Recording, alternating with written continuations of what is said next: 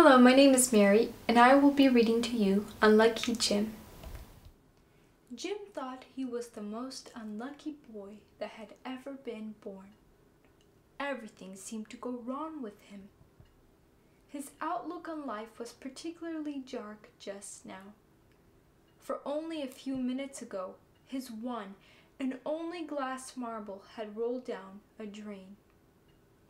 But quite apart from this calamity, he had much to make him feel blue. For one thing, he was shivering with cold. He should have had warm stockings and undercloths to wear, but he hadn't any, because there was not enough money to buy them. Father was out of work. For another thing, he was hungry. It was some hours since dinner time, and the bread and butter he had had then seemed to have gone clear to the South Pole.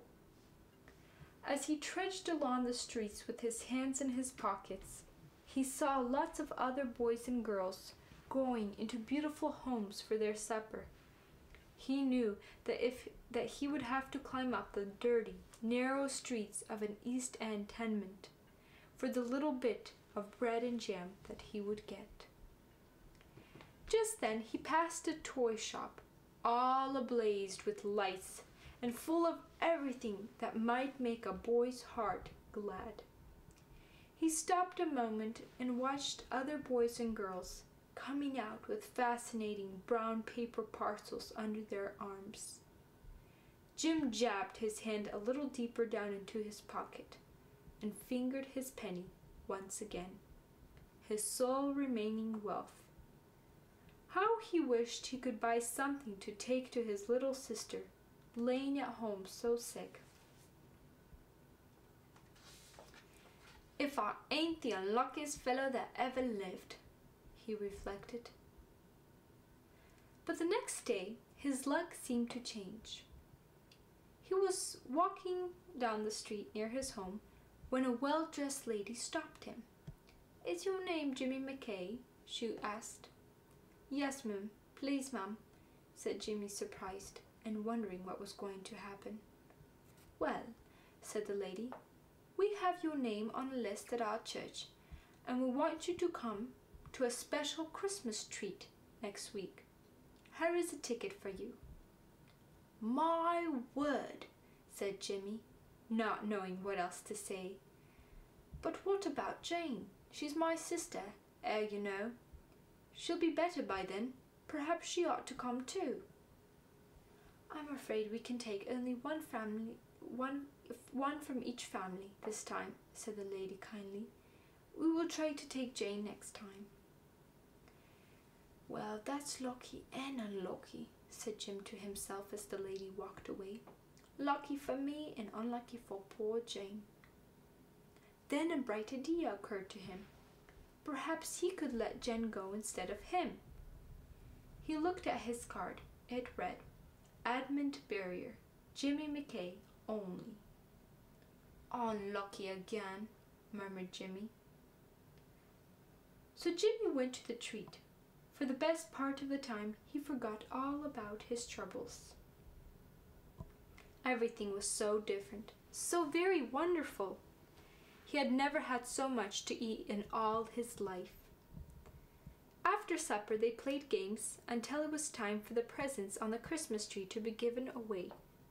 What excitement there was then, especially as each child was to be allowed to choose just what he had wanted most. Jim could hardly sit still as he watched the other children going up in front of him. He felt as though he were on pins and needles. He had seen such a wonderful toy engine hanging on the tree, something he wanted all his life, and how he did hope and hope and hope that no one would ask for it first. At last, after what seemed hours, Jimmy's turn came. "Jimmy McKay," called out the lady by the tree. Jimmy jumped from his seat like a shell from a canyon. All he could see was the red engine. It was still there. But as he approached the lady, he he noticed that she was the very one who had spoken to him in the street and giving him his ticket for the treat. Immediately, a new idea entered his mind. "And what would you like to have, Jimmy?" asked the lady. "You may have any one thing you like from the tree."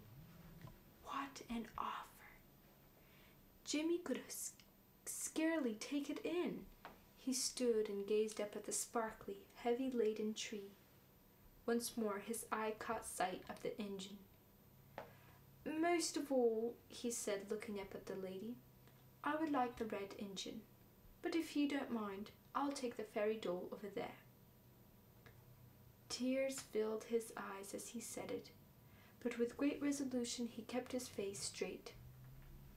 Somehow the lady seemed to understand, and without a word, she brought Jimmy the doll. As he went away, she squeezed his hand and bending down whispered, "God bless you." But the other children did not understand at all.